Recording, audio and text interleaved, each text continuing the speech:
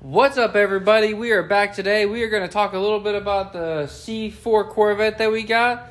So let's talk about the top 5 things I like about this car. And then we're going to talk about the top 5 things I dislike about this car. Stay tuned.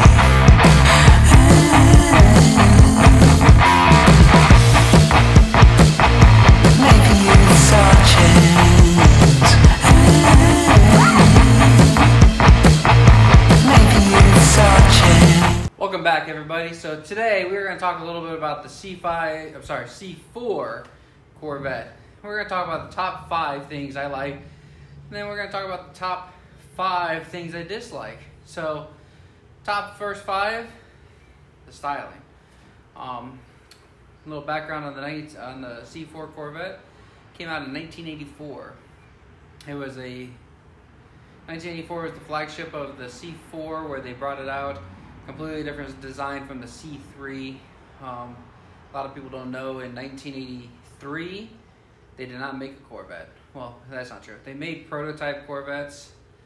All were destroyed but one.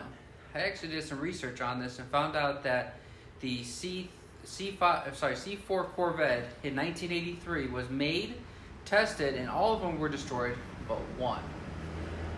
After they destroyed all the Corvettes, a few years later, one of the GM managers at the plant down in Bowling Green, Kentucky, where all the Corvettes are made, found one Corvette. It was buried on the lot. Weren't sure where it was. They took it, they redid it, and they later on gave it away to the Corvette museum down in Bowling Green. So that Corvette is actually the only 1983 Corvette in existence, because all the other ones were destroyed. There was some reasoning behind that, as far as the reason they canned the 1983 Corvette and didn't really bring it out was all mainly because of emission laws that were changing back then in California, and they couldn't make the cars California compliant, which isn't really true. So I'm not sure how accurate all that is, because the C3 Corvette was California compliant, and that leads to the next thing on some of the Corvettes, and we'll talk a little bit about the first 5 things I dislike about that. So the first item I dislike about the Corvette, in 1984 to 1985, they had what's called Crossfire Injection. The C3 first came out with it in 1982. They had it, flagshipped it there. With the 1984 Corvette, they had the Crossfire Injection as well too. From what I've heard and I've seen a little bit about and read a little about, is the Crossfire Injection worked not very well. So I think you actually got to work on it more than you actually got to drive it. So the 1984 Corvette my dad had Crossfire Injection. I remember him having all sorts of issues with that system and whatnot. So that's the first dislike I don't really like about the 1984 through 85 Corvettes. Now the C5 had 3 different motors. A lot of people, if you know anything about the Corvettes, you'll know that there was 3 different ones: the Crossfire Injection 351, the TPI 350, which was a tune port injection, and then the LT1. I think it was 1992, they flagshipped the LT1. And that LT1 actually brought the car to 300 horsepower, gave it a little bit more edge to be able to compete with some of the cars out there, but still wasn't quite there. I know a lot of the cars out there, like the Camaros and stuff, for the 3rd gens, we're still rocking the TPI system. But in 93, when they released the 4th gen Camaro and Firebird and whatnot, they had the LT1, which was a little bit reduced down more than what the Corvette was. So that's where I'm going to bring up the second thing I don't like about some of the C4 Corvettes is The LT1 motor, even though it had some power and it was pretty reliable, we're going to talk about the OptiSpark. The OptiSpark in these cars are notorious for going bad. If you think that you have one that's not going to go bad, think again. You will have to be replacing it, and it is a pain in the butt. So you have to replace, when you replace the OptiSpark, because the way they designed it in the TPI systems and traditional 350s, the distributor sat on the back of the motor, which is more towards the cowl. They redesigned that with the LT1, and they put the OptiSpark right on the front of the motor behind the water pump. So with that, when the water pump would take a crap and start blowing water all over the place, because they have what's called a drip hole in the back to help relieve some of the pressure and bypass some of the water, and once that started leaking, the OptiSpark would go. That OptiSpark is what all the spark plugs hook up into. It's supposed to be a digital ignition system at the time, and it's supposed to be the latest and the greatest, which for the most part it works pretty good, but it's a matter of, if you haven't changed it, you might as well start looking into changing it. And then while you're changing the OptiSpark, you might as well change the water pump and do some maintenance on the hoses and possibly even the radiator and some other stuff while you got all that stuff torn out. Corvette is different than the Camaro and the Firebird, where you can just basically pull some of the front stuff off the Corvette and the Firebird to be able to get to the OptiSpark. The Corvette's completely different. So as you can see here in the video, you can see how everything's bunched up in the front, and you got to lose the air dam system there, and you got to remove the radiator and some of the other stuff to kind of clear way for that. Now, there is some shortcuts where you don't have to remove some of that stuff, but in the long run, save yourself some time, remove it, and then while you got it out, do a good cleaning in there. Get rid of some of that stuff and get it ready for the new OptiSpark water pump and other maintenance items. So that's the second thing I dislike about the C4 Corvettes. The third thing I'm going to talk about in the C4 Corvette is when you sit down. So the C3 Corvette was a little bit different. You have kind of more of an opening here where you open the door. The C4 Corvette has a completely different design where it goes completely down, and the frame rails are actually right here on the side. So as you can see, these frame rails kind of sit here, go down a little bit, and then you kind of got to drop into the car, which that leads into another portion of number 3 why I don't like it is the steering wheels. You know, over time, the steering wheel, people would grab these steering wheels, use them to help pull themselves out of the car. Well, you take a hole that's about like this, and you basically break it up where it kind of either marks it up or breaks it up a little bit so it's more oval instead of more round and stiff, because once you start getting once it starts becoming more oval and not as round and solid like it should for some of the pins and the bolts to fit into, you get this. You get the wobbliness where the steering wheel moves back and forth, and this car is actually not too bad. But you'll see other ones that are way worse than that. So that kind of goes hand in hand with number 3 on why the design of how they make you sit down a little bit further into it, which I get the frame rails. It was the way to design the cars back then. But again, it's still not the end of the world. Just things I dislike about that. So number 4, what I dislike about the C4 Corvette, the weather stripping. So I get it. It's rubber. It's got to be taken care of. Over the years, these tops come off, especially the target tops. Right here. This is the main area. You'll see some of the weather cracking and stuff. And this one here has a little bit of it. It's actually not too bad until you get to the top, where the sun's going to beat down most of the time on this. And if you don't take care of this rubber, it's just going to become brittle, wear down. And then when you put the top back on, it shakes around. You're going to hear all sorts of noises.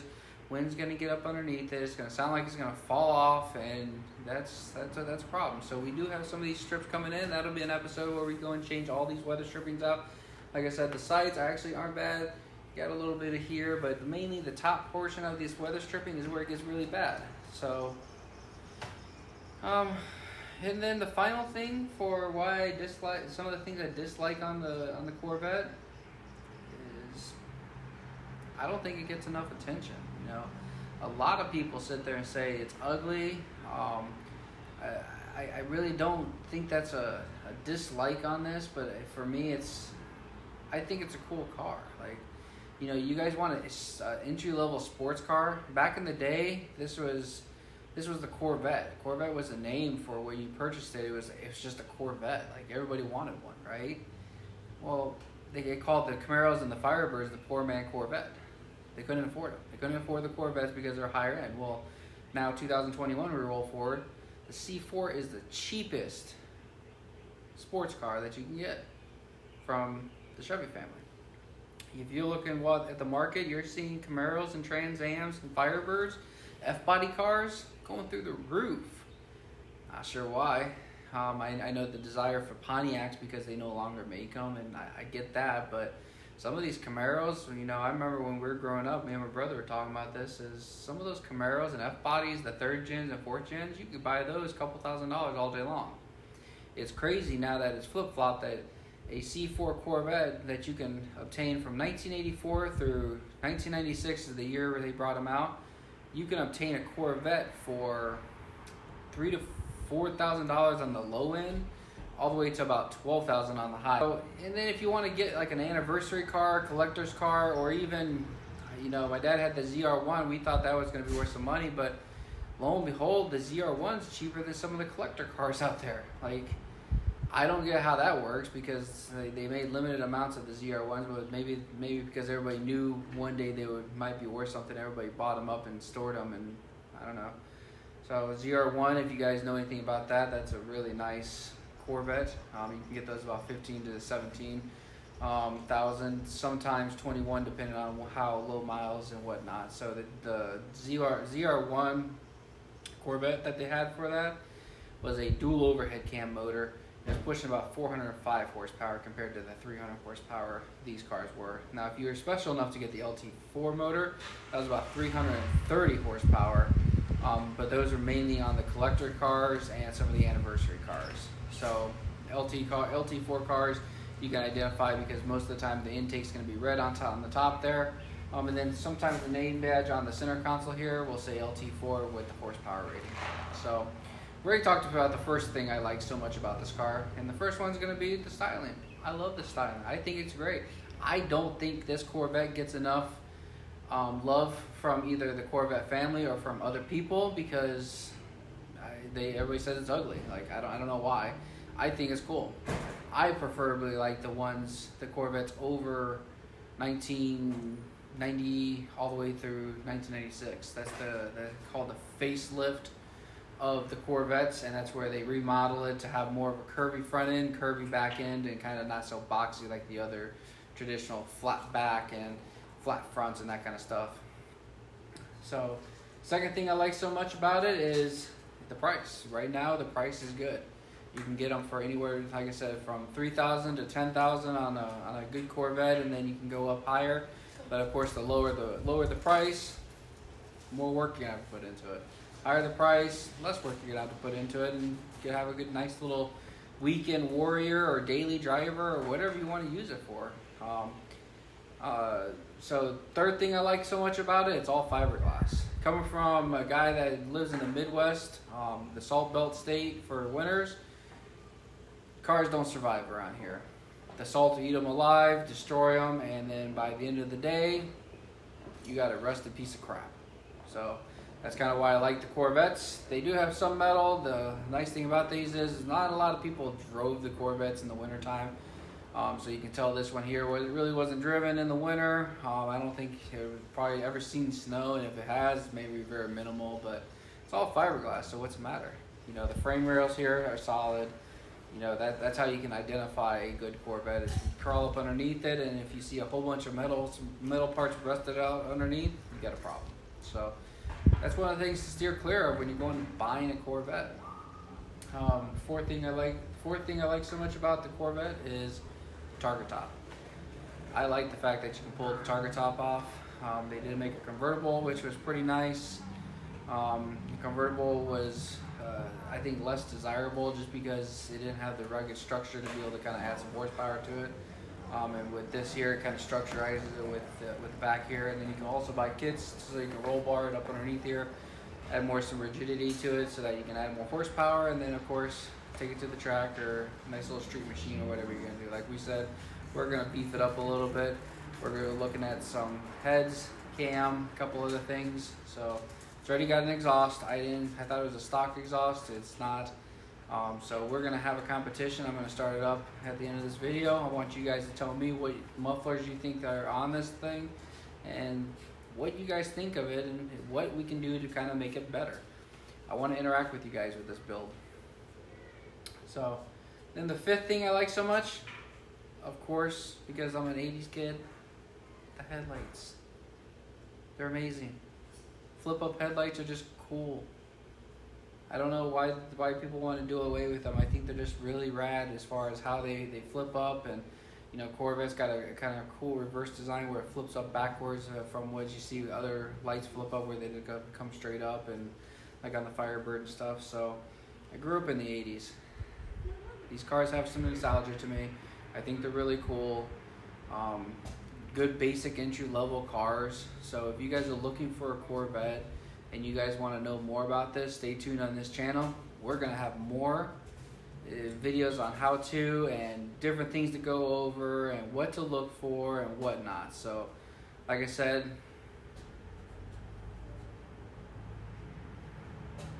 you know, I make these videos because I want to be informational to you guys. I want to show you guys different things I've learned over the years, and you guys have seen my channel on the few things I've done as far as the Jeeps and the overlanding builds I've done and different things I have created. And you know, I'm working towards 1,000 subscribers, so help me get to there. You know, tell me what you guys think of the videos. If I need to add something to it, add more informational stuff, I can do that. I got documentary stuff I do research on before I come on here and start speaking about stuff. But like I said, if you guys want more to this, you guys got to help me out. Help me get to 1,000 subscribers so we can continue to make these videos. You know, I appreciate every one of you guys as far as subscribing and watching these videos, and I look forward to making more of these with you guys. So I truly, really hope that we can get somewhere with this and we start building this channel out. For this year, you know, I want to do more informational stuff, and we have a couple more vehicles we're going to be adding into the mix to get some information on. And one of them is going to be my son's 350Z.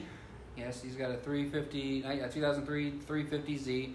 He traded his Jetta for. We're going to fix that up as a graduation gift to him since he graduates high school next year, and that's going to be one of our things we're going to start working on the channel, is building his car up. First matter that we got to do is we have to get the paint done. You know, it kind of looks like a jelly bean. Everybody's calling it a jelly bean car. You know, I told him to roll with it. I think it looks cool. It's a teal color, so we're gonna do some work on that. And then of course I got my Bronco. I got one of the new 2021 Bronco Sports. Couldn't get one of the bigger one, full-size ones because they're not out yet. They keep pushing production back and back. I haven't seen any out yet. I've been following them and seeing what they've been doing, but I still yet to see one on the road yet and see the size comparisons. But I'm very happy with mine. I love my Ford Bronco Sport. You know, it's got a lot of other amenities. We got the Outer Banks package on that, and we're gonna be doing a review on that too. We're gonna be taking it out, and I've taken it off-road a few times, and she does extremely well. She grips the dirt and everything really good. So I think Ford did an amazing job on this. And of course, it was awarded the new 2021 safety rating SUV and / crossover for this. So hope you guys like this video. Hope it's been informational. Like I said, I look forward to seeing you guys more on these, and we start going further down this. We got the stereo installed. I got the new faceplate installed for the information center. Like I said, we got rubber coming in for here so we can change all these pieces out. And then in about a week or two, we plan on going down to Casey, Illinois, which is everything big, and we're gonna go check it out. One of my relatives went down there, and we kind of saw how fun it was. We want to take the kids down there. We're gonna make a trip out of it, and we're gonna take the Corvette and the Bronco out, and we'll do an episode on that and show you guys what we see down there. So hope you guys like this video. See you guys next time. If you guys haven't hit the subscribe button, make sure you hit that notification bell so you guys get notified every time I upload a video. See you next time. Peace.